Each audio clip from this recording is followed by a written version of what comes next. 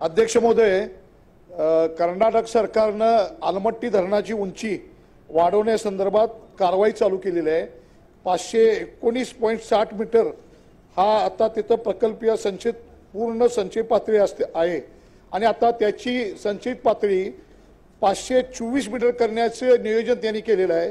जर आलमट्टी धरणाची उंची जर वाढवली तर कोल्हापूर जिल्हा आणि सांगली जिल्हा आज महापुरामधून अतिशय हानिकारक परिस्थितीत जातोय। पिकं उद्ध्वस्त होतात, शहरं गावं उद्ध्वस्त होतात।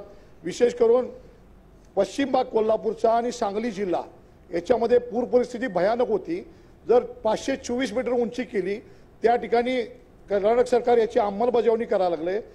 त्यासाठी जमिनीचं हस्तांतरण करणं या सेवा त्या ठिकाणी त्यांनी चालू केलेल्या आहेत कर्नाटक सरकारनं।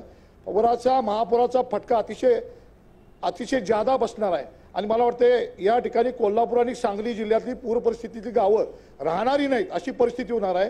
त्याचा संपूर्ण फुगवटा या कोल्हापूर आणि सांगली जिल्ह्यामध्ये जाणार आहे, या पूर परिस्थितीतल्या गावामध्ये जाणार आहे। तरी या ठिकाणी मुख्यमंत्री आणि उपमुख्यमंत्री या दोन्ही उपमुख्यमंत्र्यांनी केंद्र सरकारवर पंतप्रधानांना या ठिकाणी सांगून या ठिकाणी या धरणाचं जे कामकाज चालू होणार आहे उंची वाढवायचं ते स्थगित करण्यासाठी आहे।